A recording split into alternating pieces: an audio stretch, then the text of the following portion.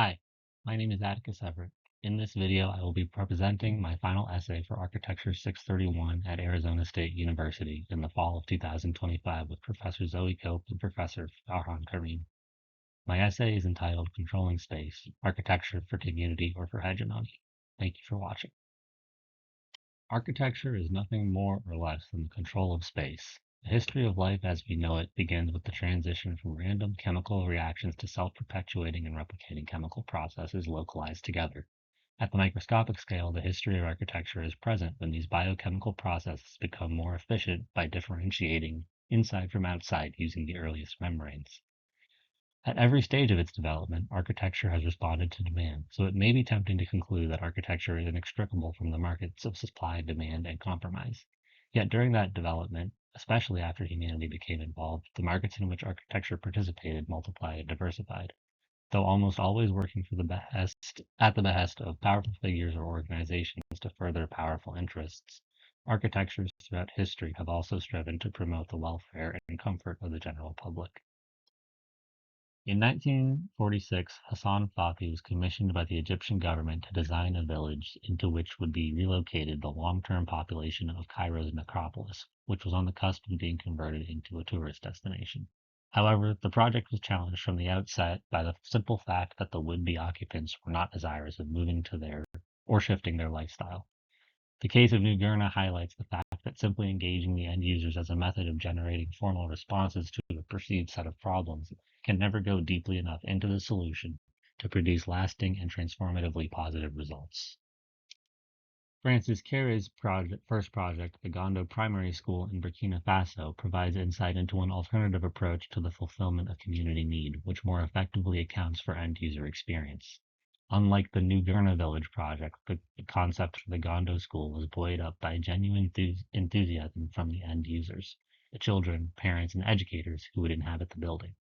Critical difference between an individualistic and communal approach to architecture, design, and construction practice may be reduced to an understanding of architecture as either in the former case, the relationship between benefactor/designer to the final product, or in the latter situation, the relationship between the end user and their experience of the product. In the summer of 2022, I worked as a carpenter and general laborer in New Wixit on the North Slope of Alaska. I was part of a small team of contractors hired to construct a wastewater treatment plant extension over the course of the summer. Construction on the North Slope is constrained strictly by logistics. During the design and execution of this project, stakeholders were engaged primarily through the town's community leaders and the officials of the Cookpick Corporation.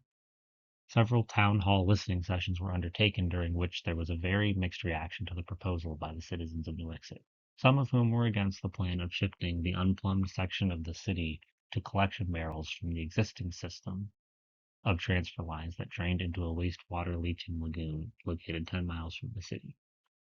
The city and Cookpick Corporation determined that the benefits to the surrounding tundra and long-term potential of the new system to save money by obviating the need for additional leach fields made the project a viable infrastructural improvement for the city.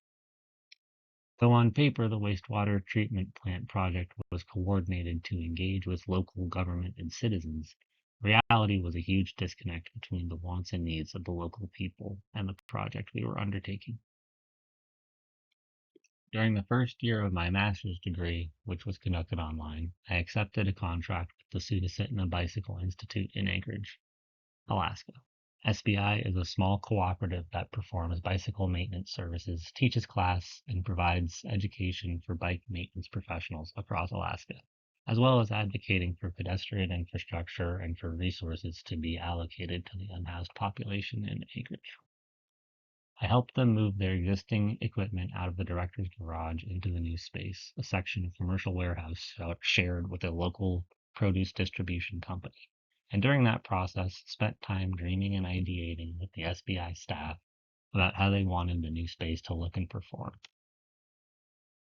Though the scope of this project was limited and the coordination of the stakeholders was fairly simple and aligned, I cherished it as an opportunity not only to try to deeply understand the needs of a space that supported a function with which I was only passingly familiar, but also to teach and direct others, mostly bike mechanics, in the process of carpentry and furniture construction. Projects that successfully engage the communities in which they will control space define themselves within the relationship that end users have with the project at any given phase of their development, from the inkling of need, design, and construction through to the occupation, administration, maintenance, and eventual dismantling and repurposing. In projects where the end user is centralized, the architect as designer seems almost to fade away and become just one of many designers, albeit with certain technical skills, connections, or knowledge. The projects are sometimes less grand or confrontational, but always marked by joyful and cognizant occupation by stakeholders who cherish a deep personal relationship to the project. In these cases, we see communities express control over their own space. By dissecting the process of actualizing spatial control for a given project and understanding the answers to the question of who constructs the project and for whom, with honesty, the degree of successful community engagement and participation can be assayed and ideally modified to tend toward a higher level of benefit to the end users in the long term. I am proposing an analytical framework that evaluates or proposes a project on the criteria of the design execution's relationship with its end users as opposed to its progenitors. While individualistic projects may engage end users as a means of increasing product relevance in the market or political sphere, socially engaged participatory design engages with markets of power and commerce as a means to the end of establishing lasting, positive architectural relationships between occupants and the places they occupy through the expression of self-determinative control over spaces. I hope you have enjoyed watching this video presentation. The full essay can be found at the link on this slide. If you have any questions, please feel free to email me. Goodbye.